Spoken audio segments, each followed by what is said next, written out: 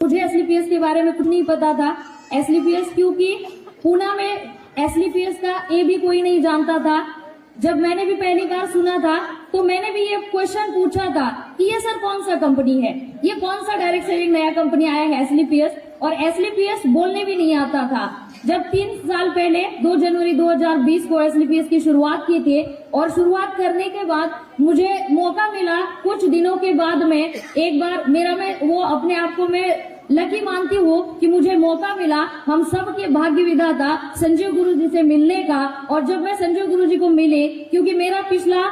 2 से 3 साल का डायरेक्ट सेलिंग इंडस्ट्री का एक्सपीरियंस था और मैंने इस इंडस्ट्री की पोटेंशियल समझी थी, इस इंडस्ट्री में क्या हो सकता है ये मैंने समझा था। और उसकी वजह से मैंने अपना इंजीनियर का मैं एक अच्छे मल्टीनेशनल कंपनी के साथ में काम करती थी, जूनियर इंजीनियर पोस्ट पे थी, और वहां पे मैंने अपना जॉब रिजाइन करके full time as a career direct selling industry के साथ में काम करने का डिसीजन लिया था। बट सक्सेस जो चाहिए था वो नहीं मिल पा रहा था। और जिस दिन सर से मेरी मुलाकात हुई थी पहले, तो जस्ट एक 10-15 मिनट की वो मुलाकात थी, मगर वो मुलाकात होने के बाद में लास्ट में जैसे मैंने अभी कहा वैसे मैंने भी सर को कहा, सर 2-3 साल से काम कर रही हो बट कहीं सक्सेस नहीं मिल पा रहा है, जो चाहिए वो चीजें नहीं हो पा रही है, सपने नहीं पूरे हो पा रहे थे। तो लास्ट में सर ने एक ही बात कहा था, मैडम देखो,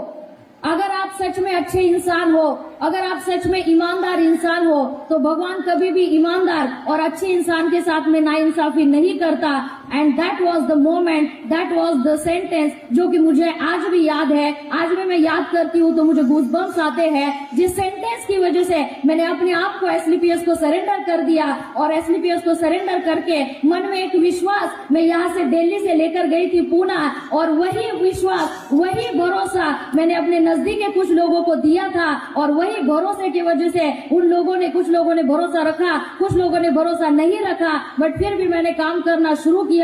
जब किसी के पास मैं जाती थी, किसी को मैं प्रोडक्ट के बारे में बताती थी, कोई बीमार था उसको बताती थी, तो लोग मुझे पूछते थे, मैडम अच्छी बात है, प्रोडक्ट अच्छे है, रिजल्ट है, सब कुछ है, बट मुझे बताओ यहाँ पे किसी को रिजल्ट आया है क्या, पूना में किसी को रिजल्ट आया है क्या? तो मेरे पास दिखाने के लिए कुछ नहीं था। मैं दिखाती थी, सर ये देखो, ये यूपी का आदमी है, इसे रिजल्ट आया, ये बिहार की लेडीज है, इसे रिजल्ट आया, ये उत्तराखंड के लेडीज है, इनको रिजल्ट आ गया। तो लोग मुझे पूछते थे कि यहाँ पे कोई है क्या, बताओ। तो मैं लोगों को मजबूरन बोलती थी, सर अभी तक तो किसी को रिजल्ट नहीं आया है, बट 100% आप प्रोडक्ट लोगे तो मैं ये आपको गारंटी देती हूँ कि आपको रिजल्ट आएगा, और आपको जो रिजल्ट आएगा वो लोगों को दिखाकर हम लोगों को ज्वाइन कराएंगे।